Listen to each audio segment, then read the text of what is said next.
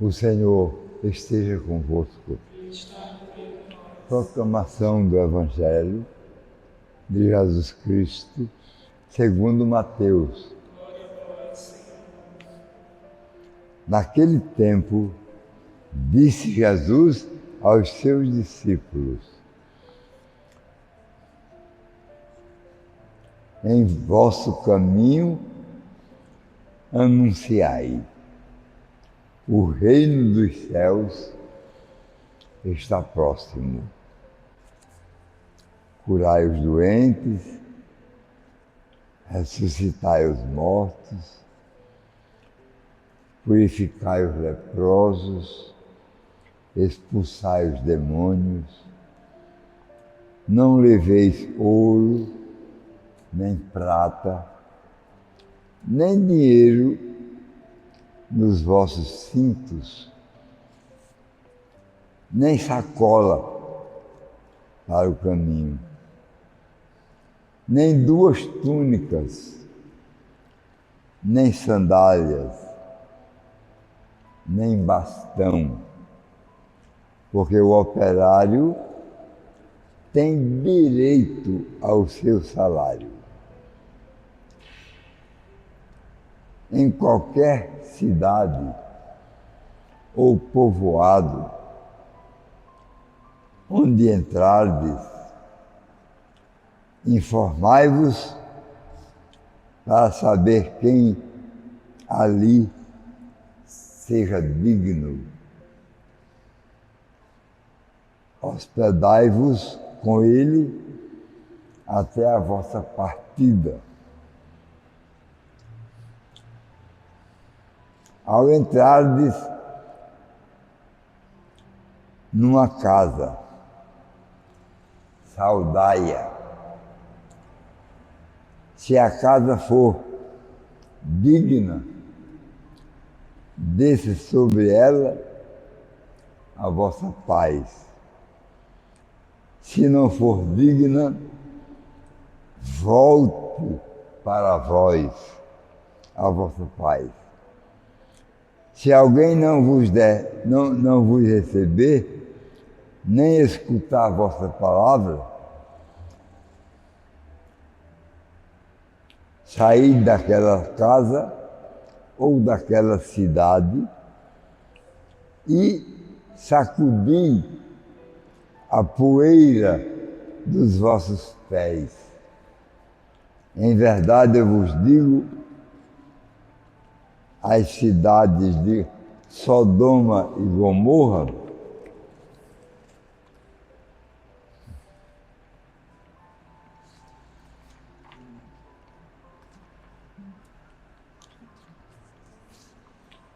serão tratadas com menos rigor do que aquela cidade no dia do juízo. Palavra da salvação.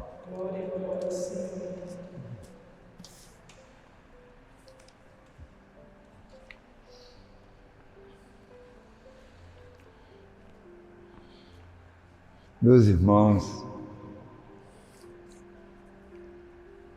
minhas irmãs,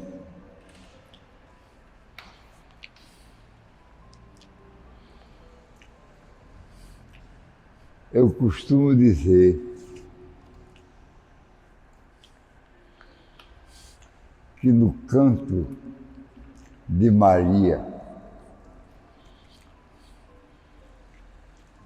conhecido pela primeira palavra do texto, Magnificat anima mea Dominum, a minha alma engrandece o Senhor.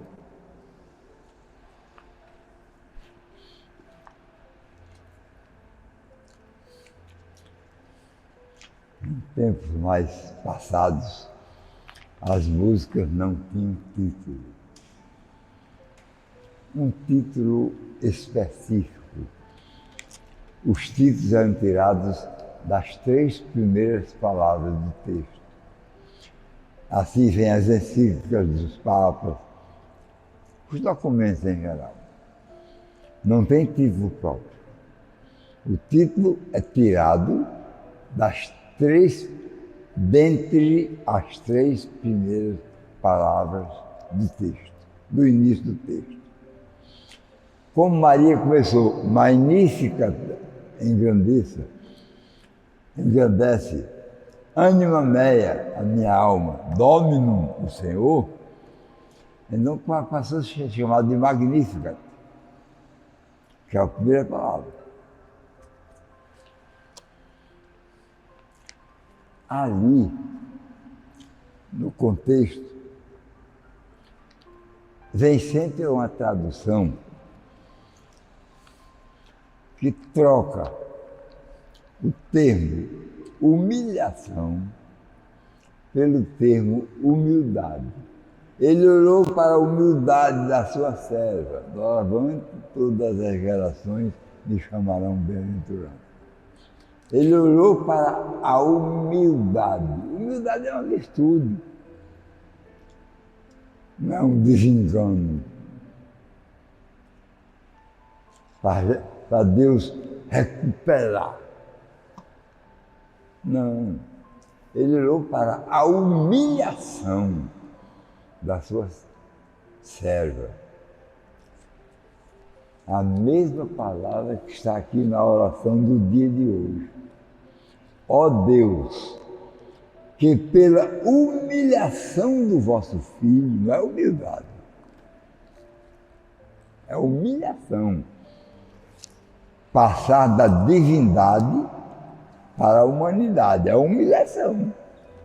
Se for da humanidade para a divindade, não, aí é a virtude.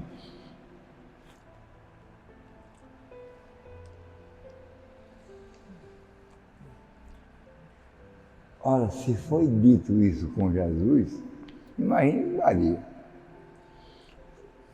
Quando ela soube pelos profetas que de uma mulher nasceria o Salvador, ela disse,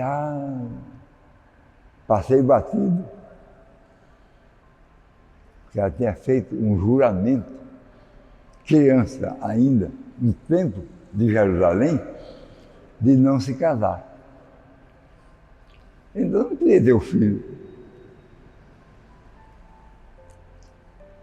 Por outro lado, as estéreis eram tidas como humilhadas. Não colaboravam com a descendência, com a perpetuidade da espécie. A espécie parava ali. Então, uma mulher estéril era tida como humilhada. Era uma humilhação. Nossa Senhora não era estéril fisiologicamente, mas não podia ter filhos pelo voto.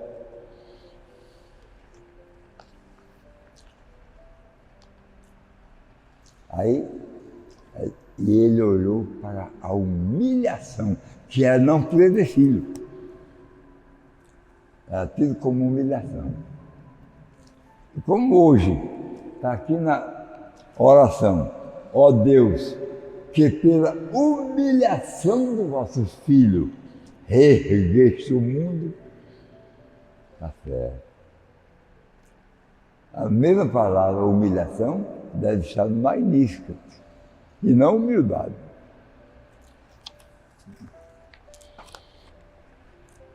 Mas vamos falar sobre o reino de Deus. Anuncie que o reino de Deus está próximo.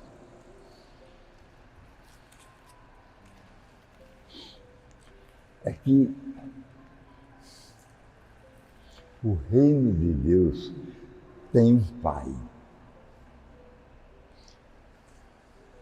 É o Pai, o patrono, o protagonista. É o Pai eterno. Que é o Pai de Jesus. Verbo eterno. O Pai criou todas as coisas. Mas quem falou foi o Filho. Foi o Filho que disse, faça-se a luz. A luz foi feita. Aí começou a criação. Separem-se a água da terra. Aí a água virou o mar e a terra virou o território.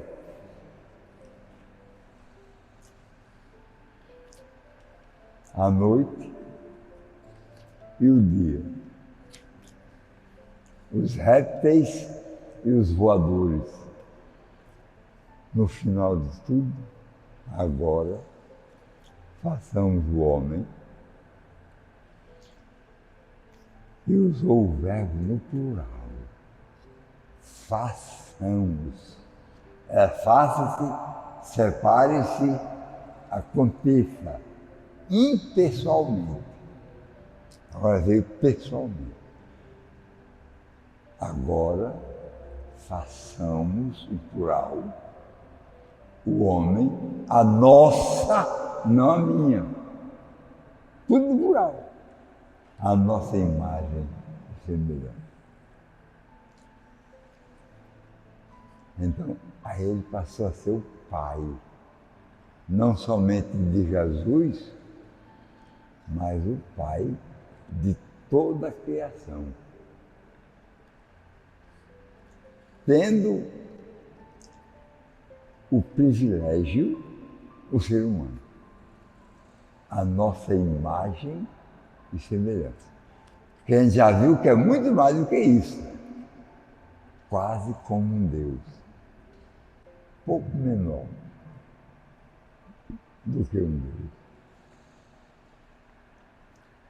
São as palavras que geraram a tradução imagem e semelhança.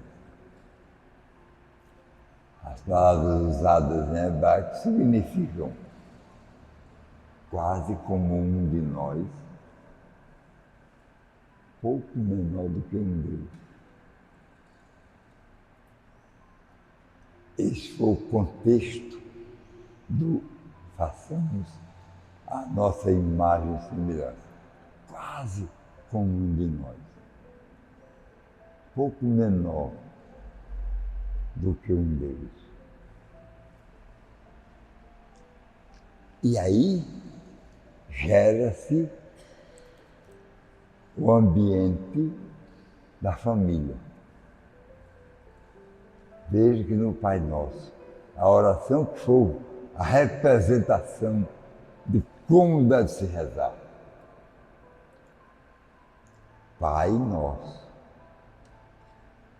a nossa imagem, Pai Nosso, o reino dos céus, o reino de Deus, desse Pai, está no nosso meio. São vários mistérios, são vários milagres, são vários testemunhos para mostrar isso.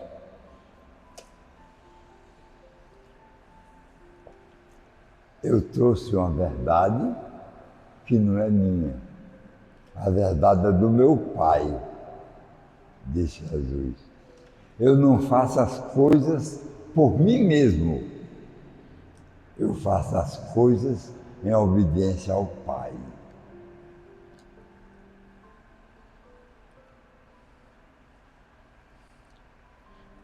Esse Pai é o Pai da criação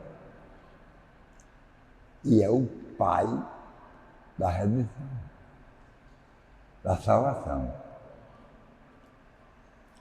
Jesus é a palavra da criação, faça-se, façamos, e é a palavra da salvação. É a palavra da criação e a palavra da salvação. Jesus não é o Pai, é a palavra. O Verbo se fez carne. É o Verbo, é a palavra. É que a palavra verbo em latim não é verbo, aquela palavra cheia de flexões no tempo, no número, no modo. Não, verbo, o verbo que se conjuga. Não, verbum em latim significa palavra, e não o verbo que se conjuga. Dei verbum, palavra de Deus. Esse finalzinho que nós dizemos aqui depois da primeira leitura, palavra do Senhor. Dei verbum. É a palavra, não é o verbo que vai ser conjugado. Antes, depois, futuro, presente, passado. Mais que passado, mais que perfeito. Aliás, ele diz mais que perfeito, né? É mais que pretérito. Pretérito é passado. Pretérito, mais que pretérito. Mais passado ainda. Pois bem. A nossa oração, para a gente estar desatrelado de outras coisas que tomem o lugar da oração, da relação de filho para com o Pai, no reino de Deus. Ele pede para o missionário não levar nada excedente. Nem dinheiro, nem dois pares de sandália, nem 2 túnicas. Por quê? Para estar livre, para não estar até, mas eu perdi meu dinheiro e vou voltar. Não, para se ver livre disso. Cumpra a sua missão anunciando o reino, anunciando que o Pai já está ali por perto. E o filho deve se manter como tal, como filho, e não como desconhecido, e não como anônimo. Esse filho tem nome, e ele sabe, e pode escrever no livro do céu. Escrever o meu nome lá, o seu. Aí a família é gerada. Aí tem o batismo, tem o sacramento, tem a penitência, tem a contrição, tem a comunhão. Todo vivente precisa de alimento.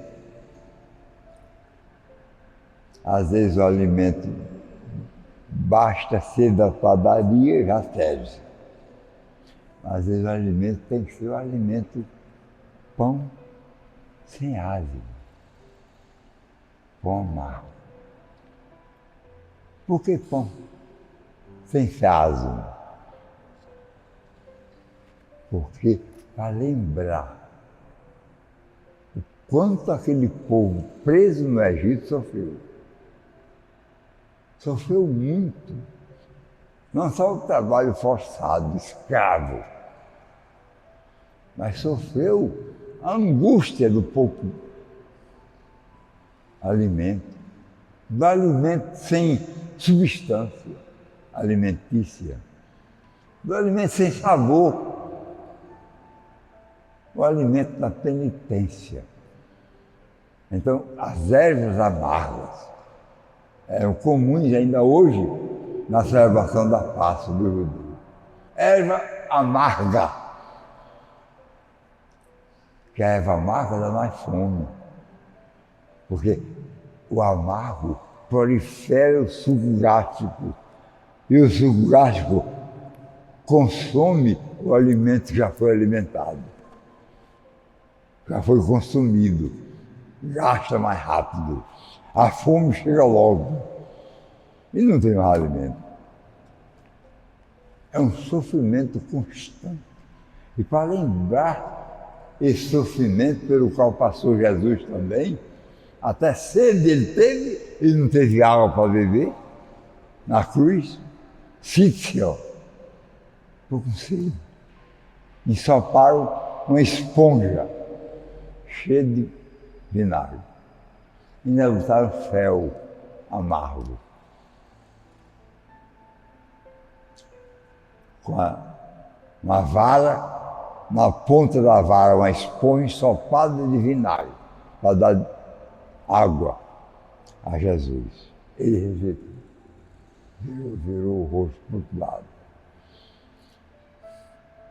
Só para lembrar, pão sem fermento, pão ázimo, amargo, ervas amargas, para ver a amargura, a substância do amargo. Porque passou o povo hebreu na escravidão do Egito e também na Babilônia depois. Para mostrar isso, vão sem nada para a missão. Para não ficar atrelado a dar certo ou não dar certo. O encarregado disso é o Pai. Faça, o Pai resolve. Mas que o reino de Deus seja constituído pelo casamento do Pai eterno com o Filho temporal, que vai ter como recompensa a vida eterna. Em nome do Pai, do Filho e do Espírito Santo.